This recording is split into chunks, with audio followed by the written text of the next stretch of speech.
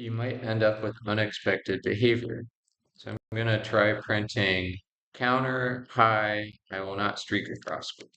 If we save, oops, and if we don't save, high 2, and we'll see if it actually says high 2 or if it says high.